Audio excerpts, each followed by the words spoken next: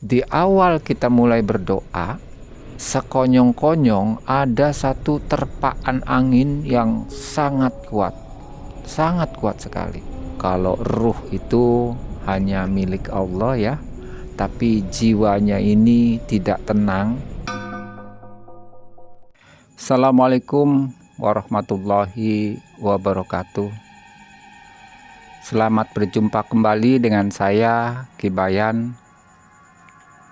Dan saya doakan semoga sobat melihat malam di malam hari ini dalam keadaan sehat walafiat, dimudahkan segala urusannya dan dijembarkan rezekinya. Amin amin ya robbal alamin. Nah, kali ini sobat melihat malam, saya akan coba bercerita tentang pengalaman saya yang waktunya kurang lebih belum lama ini sih, mungkin antara 3-4 bulan yang lalu. Baik, akan saya ceritakan langsung. Berawal ada seorang netizen ya, dari penggemar berat Malam Mencekam ya, itu sempat mengontak saya. Dan kala itu dia bernama si Dedi. Jadi si Dedi ini bercerita kepada saya, Ki Bayan, tolong bantu saya, karena saya ini setiap hari ya, selama 1 minggu ini saya terus diganggu dan diteror oleh arwah-arwah yang gentayangan. Nah, dia bilang seperti itu. Dan otomatis si Dedi ini mengharapkan satu kedatangan saya untuk segera datang di tempatnya. Dengan otomatis namanya saya samarkan, dan juga biar lebih ini ya, saya samarkan juga nama kotanya. Oke, kita sebut aja di Jakarta. Nah, setelah ngobrol-ngobrol, akhirnya berangkatlah saya ke Jakarta untuk bisa menemui si Dedi ini, dengan membawa satu perbekalan yang mungkin nanti di sana bisa dipergunakan sebagaimana mestinya. Setelah semuanya komplit, akhirnya saya berangkat dengan naik kereta. Singkat cerita, setelah pertemuan di stasiun Gambir, langsunglah si Dedi ini membawa saya ke rumahnya. Nah, cerita sedikit, si Dedi ini setiap hari katanya diteror. Dan sebelum cerita ini berlanjut ya, saya minta si Dedi ini menceritakan kronologi awal dari sampai kejadian diteror sesuatu makhluk astral ini. Jadi si Dedi ini mulai bercerita. Berawal dia memang seorang tukang Grab ya. Artinya pada suatu hari dia mengantar seseorang, maka dia berusaha untuk menjemput. Dan karena saking buru-burunya di sini, si Dedi ini nyetir kendaraannya dengan sangat cepat. Nah, di situ dia mengalami satu kecelakaan. Di satu tikungan itu ada seorang anak sekolah. Ketika dia menikung, langsung menabrak si anak sekolah tersebut. Mungkin anak sekolah ini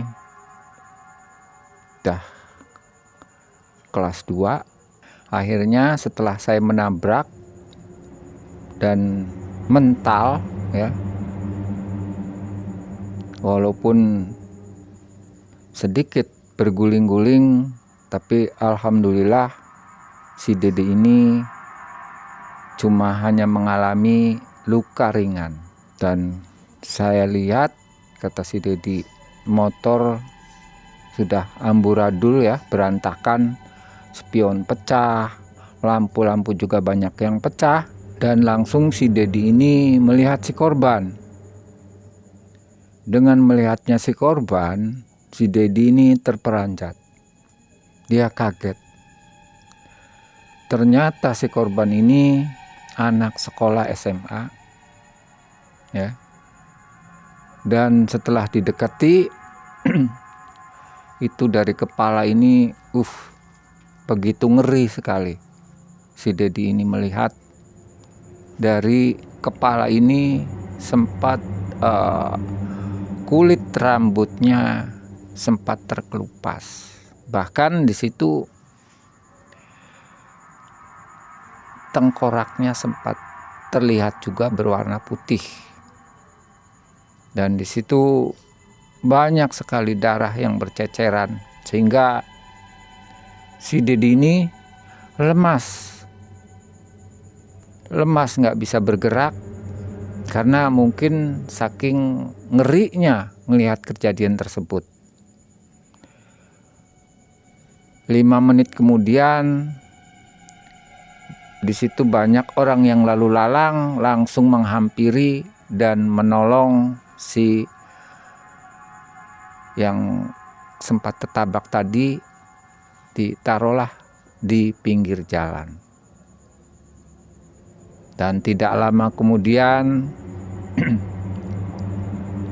barulah datang polisi. Dan akhirnya setelah dari situ Pak polisi langsung ngebel ambulan, dan ternyata si korban ini meninggal di rumah sakit. Dan urus punya urus. Kemudian saya juga ditanyakan kepada Pak polisi mengenai kelanjutan dari hal tersebut.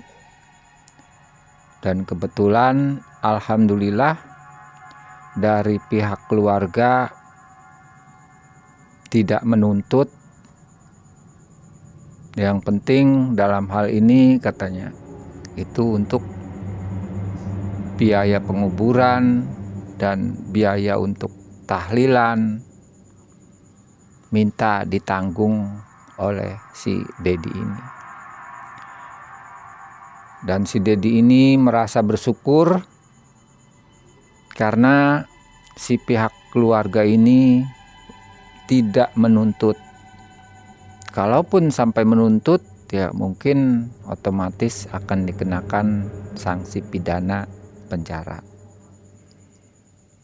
Dan di situ si Dedi ini mau membiayai untuk pemakaman ataupun untuk tahlilan dan semacamnya.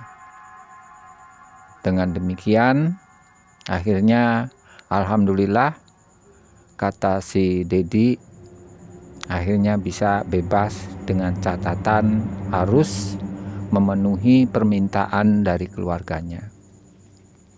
Jadi pihak keluarga ini tidak menuntut banyak, Mungkin ini sudah takdir katanya. Jadi biar gimana pun kalau sudah takdir ya sudahlah. Itu harus diterima. Itu dari pihak keluarganya meminta seperti itu. Dan akhirnya setelah semuanya selesai dan pihak keluarga tidak menuntut, dan Dedi pun diperbolehkan pulang dengan catatan harus membayar semuanya. Nah, itulah awal dari satu kejadian yang menerpa si Dedi. Di hari pertama itu seperti ada seseorang yang menangis, ya. Ada seseorang yang menangis. Nah, si Dedi ini mencari, baik di dapur, tidak ada. Tapi kedengarannya seperti di luar. Sampai si Dedi ini keluar untuk bisa mendengarkan atau siapa sebetulnya yang sedang menangis ini. Walaupun dalam hati kecilnya ini si Dedi ini merasa takut yang sangat luar biasa. Dan ternyata suara tangisan ini sepertinya itu dekat sekali dengan dengan motor, ya, yang sempat menabrak tadi siang gitu. Nah, di situ baru setelah Dedi ini mendekati motornya itu tangisnya baru berhenti. Akhirnya karena saking takutnya si Dedi masuklah ke rumahnya kembali. Begitu tiap hari diteror seperti itu. Bahkan katanya setelah 2-3 hari, ya, ketika dia itu sedang mandi, ya, dia pakai sabun sampai sabun ini ke muka, dan ketika ingin mengambil gayung, ini gayungnya tiba-tiba menghilang dari bibir tempat bak mandi ini. Sampai si Dedi ini mencari, ya, di sekitar tempat mandi, bahkan sampai dia pun memanggil istrinya untuk bisa mengambil gayung yang lain. Dan setelah dicari, itu yang bikin aneh, kalau pada umumnya yang namanya gayung, ya, mau ada isinya ataupun tidak, itu akan ngambang di atas air. Tapi justru di sini aneh, si gayung ini walaupun terbuat dari plastik, ya, itu tenggelam posisinya. Ini lebih terperancat lagi, tapi karena posisinya si Dedi ini lagi mandi, jadi dengan sangat terpaksa diambillah gayung tersebut.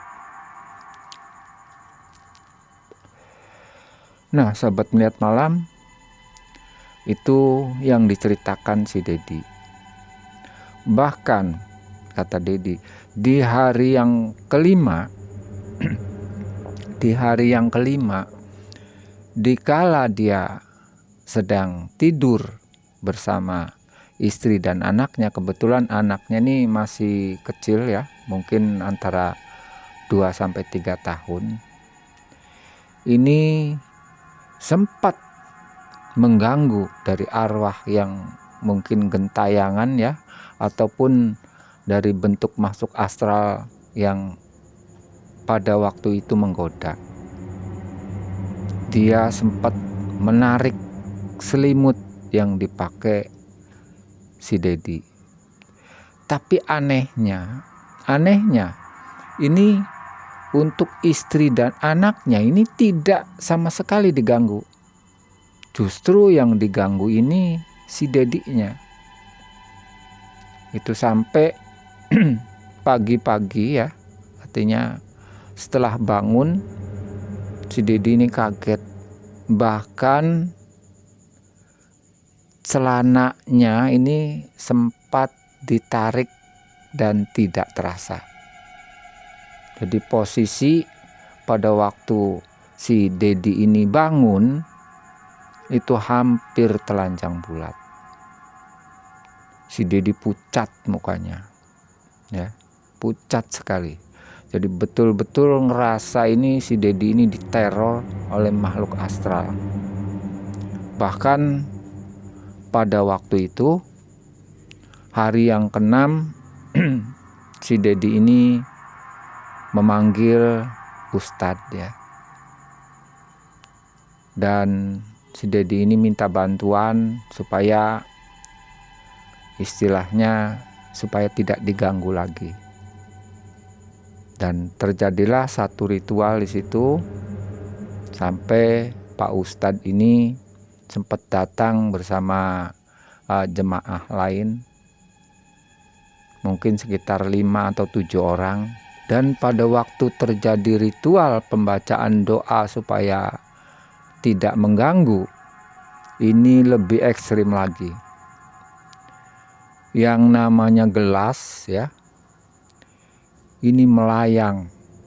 Yang namanya gelas juga bekas ini ya, tempat makanan yang ditaruh di piring ini sampai mental, seperti ada yang nendang, bahkan gelas ini seperti dilempar. Nah, otomatis di situ jemaah ini pada takut dan sebagian keluar. Dari situ kemudian Pak Ustadz ini membaca doa lagi, maksudnya supaya jangan diganggu. Alhamdulillah pada waktu itu sempat terhenti ya, menjelang pagi pun tidak ada. Dan di hari yang ke-7 ini ketika si dedi ini lagi makan bersama keluarga, itu dia mencari teko tempat air. Padahal pada waktu menyiapkan istrinya itu sudah jelas tadinya ada di meja. Tapi ketika ingin minum itu tiba-tiba teko airnya tidak ada. Ini kemana? Nah, dari situ dicarilah ya, dicari, akhirnya walaupun ketemu ya, itu adanya di bak kamar mandi. Jadi intinya dibuat stres si dedi ini oleh makhluk yang seperti itu. Entah itu apakah memang makhluk gentayangan atau sejenis jin atau apa. Dedi pada waktu itu bingung juga. Artinya ya bingung. Katanya orang yang sudah meninggal ini ya sudah putus gitu hubungannya. Tapi ini apa? Nah, di situ. Bahkan si dedi ini keesokan harinya sering melamun. Mungkin karena takut atau apa ya. Nah, itu. Dan di hari yang ke-7 barulah dedi ini menghubungi admin daripada MM ya. Kemudian mungkin diberilah nomor WA saya. Dan kita lanjut ya, setelah ngobrol-ngobrol seperti itu dan saya paham semuanya, akhirnya saya minta kepada dedi supaya saya diantarkan di tempat pemakaman daripada si korban tadi. Dan kebetulan saya minta ya, pada waktu itu saya minta sehabis maghrib. Dan si Dedi pun pada awalnya itu menolak. Kenapa dia menolak? Itu karena dia itu merasa takut atau merasa trauma, dan dalam hatinya ini ada satu perasaan yang mungkin bersalah. Ya, tapi ini yang namanya kecelakaan ya. Yang namanya kecelakaan itu ada faktor ketidaksengajaan. Makanya bahkan dari pihak keluarganya ini tidak menuntut ya, dia pasrah. Artinya pasrah di sini ini adalah satu kecelakaan, bukan disengaja. Dan akhirnya pada hari ke-8 ya, saya minta diantar oleh si Mas Dedi ini di kuburan si korban. Dan setelah saya ini berdua bersama Dedi ini mengunjungi satu kuburan si korban, dan saya pun mulailah berdoa. Di awal kita mulai berdoa, sekonyong-konyong ada satu terpaan angin yang sangat kuat sekali. Sehingga topi yang saya pakai pun sampai terlepas. Dan saya biarkan itu 2 menit kemudian si angin ini reda. Dan kemudian ada satu bau-bauan yang khas, yaitu bau kemenyan. Langsung setelah mencium bau kemenyan tersebut, ini rupanya si Dedi ini sudah mengetahui bahwa bau-bau ini sepertinya sering sekali dia cium di rumahnya. Jadi satu khas ya, bau kemenyan dan juga bau semacam kamper ini. Si Dedi ini langsung megang tangan saya. Mungkin dia merasa takut atau dia merasa trauma gitu. Jadi yang jelas dia merasa ketakutan. Dan otomatis saya pun karena posisinya lagi berdoa, jadi tidak bisa memberikan respon kepada Dedi. Saya terus berdoa, semoga jiwa daripada si korban ini diterima di sisi Allah Subhanahu wa Ta'ala. Jadi memang kalau ruh itu hanya milik Allah ya, tapi jiwanya ini tidak tenang. Makanya saya mendoakan supaya si jiwa si korban ini supaya kembali ke tempatnya. Terus saya berdoa, kurang lebih setengah jam sudah lewat ya. Dan alhamdulillah selesailah ritual mendoakan daripada si jiwa tersebut. Dan kemudian langsung saya dan si Dedi ini pulanglah ke rumah. Dan sesampainya di rumah, keluarganya ini memang ketar-ketir juga. Walaupun pada dasarnya kalau yang lain ya itu tidak diganggu sama sekali. Justru yang diganggu ini adalah si Dedinya. Nah, sobat melihat malam, ini cerita daripada si Dedi terhadap saya. Dan alhamdulillahnya setelah saya mendoakan ya, itu pulang di rumah Dedi ini saya untuk sementara, katanya sehari 2 hari itu saya tidak boleh pulang dulu. Dia minta saya untuk bisa menemani di hari berikutnya. Tapi ya kata saya itu, gimana nih Ded, kata saya itu, saya ini banyak keperluan yang lain, jadi saya harus pulang.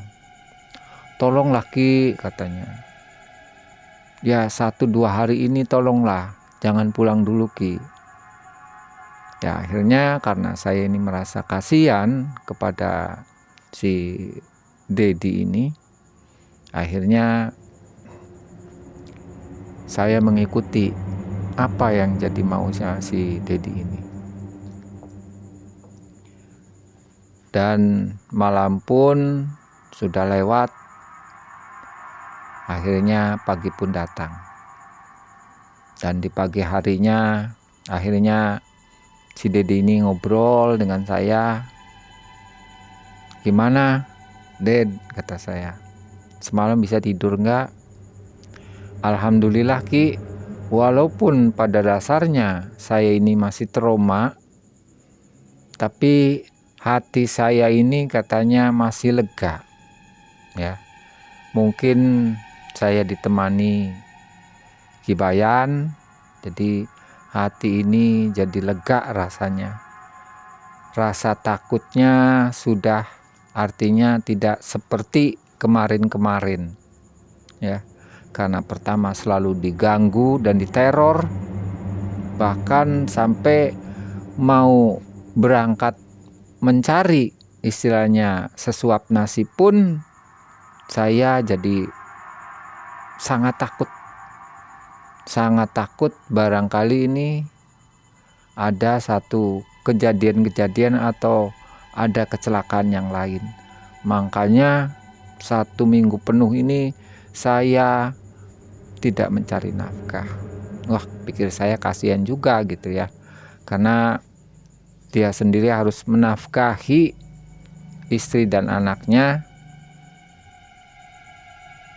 Dan untuk itu jadi si Dedi ini betul-betul tidak kemana-mana. Dan saya pun memberikan support ya kepada si Dedi ini supaya bisa tegar dan supaya bisa tenang. Sedangkan untuk masalah keluarganya si korban ini tidak menuntut, dan Dedi pun istilahnya harus membiayai segala bentuk pemakaman ataupun untuk tahlilan. Dan di situ juga harus bersyukur kepada Mas Dedi, kata saya itu, karena memang pihak keluarga si korban ini tidak menuntut. Dan 2 hari pun sudah lewat, alhamdulillah ya. Ini setelah 2 hari tidak ada gangguan ataupun teror daripada makhluk yang gentayangan tadi. Akhirnya saya pamit kepada Mas Dedi. Ya sudah Mas Dedi, saya ini udah 2 malam ya tidur di sini, dan sepertinya alhamdulillah apa yang saya munajatkan si arwah gentayangan ini tidak mengganggu Mas Dedi lagi. Iya Ki, saya juga alhamdulillah dan terima kasih kepada Aki yang telah membantu dan menolong saya. Dan Aki pun mendoakan jiwa daripada si korban tidak gentayangan. Insya Allah mudah-mudahan katanya diterima di sisi Allah. Ya saya aminkan kalau memang itu benar ya. Saya amin. Ya Mas Dedi, semoga aja diterima di sisi Allah. Dan singkat cerita, karena segala sesuatunya sudah selesai, saya pamit kepada Mas Dedi dan juga keluarganya. Nah, sobat melihat malam, itulah satu bentuk pengalaman saya yang belum lama ini, mungkin antara 3-4 bulan yang lalu. Dan saya beri satu gambaran, ya memang kalau orang yang sudah meninggal, itu ruhnya sudah diambil oleh Allah Subhanahu wa Ta'ala. Jadi hanya 3 perkara yang ditinggalkan oleh seseorang yang sudah meninggal. 1, ilmu yang bermanfaat. 2, sodakoh. Dan 3, amal ibadah. Nah, saya kira sampai di sini dulu cerita saya. Barangkali ada sesuatu yang tidak berkenan atau salah ucap, saya mohon maaf. Assalamualaikum warahmatullahi wabarakatuh.